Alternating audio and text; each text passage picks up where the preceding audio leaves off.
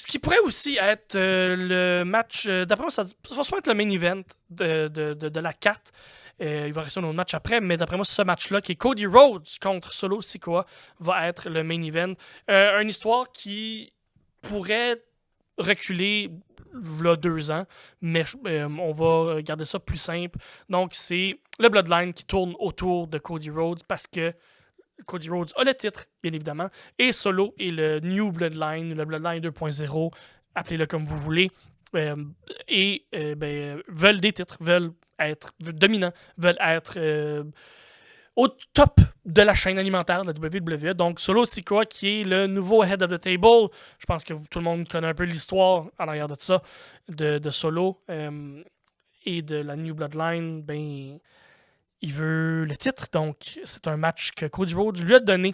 Dans les dernières semaines, c'est un Kevin Owens et Randy Orton qui venaient en aide à Cody Rhodes pour l'appuyer, parce qu'on s'entend, le Bloodline, c'est une famille. Ils se tiennent ensemble et ils vont attaquer ensemble et sont sans scrupules, ils s'en mauditent complètement qui est en avant des autres, ils vont péter des gueules. Donc, Cody Rhodes a été chercher des amis en Orton et en Kevin Owens dans les dernières semaines. Le Bloodline était plus fort qu'eux et a détruit tout l'entourage de Cody Rhodes. Maintenant, il n'y a pas de gimmick nécessairement qui a été mis dans ce. C'est pas un street match. Il n'y a rien qui a été implanté dans ce match-là. Fait que comment on va gérer les interventions? Parce que c'est sûr qu'il va y avoir des interventions. C'est certain que Tamatanga, Tangaloa, Jacob Fatou et peut-être même une nouvelle arrivée de Ikuleo qui vient de signer avec WWE, qui était à la New Japan, qui est aussi un Samoan, qui est le cousin de quelqu'un.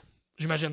J'imagine que Pierre-Paul pourrait nous dire dans les commentaires exactement Ikuleo, son background, d'où il vient et tout ça.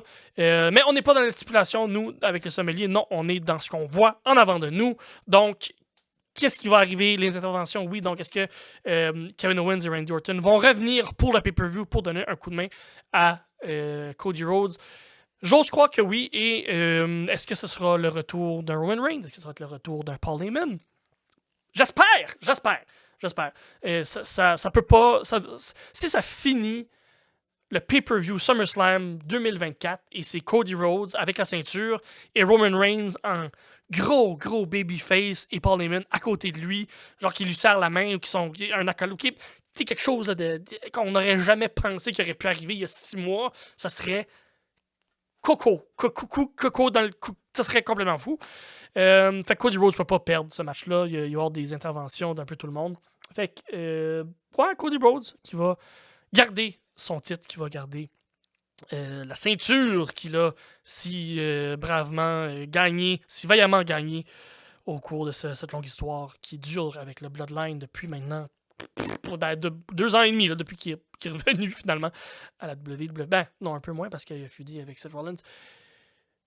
Écoutez, je m'égare. Fait que c'est Cody Rhodes, laissez-moi savoir, bien évidemment, d'après vous, qui va remporter ce qui risque d'être, d'après moi, le main event.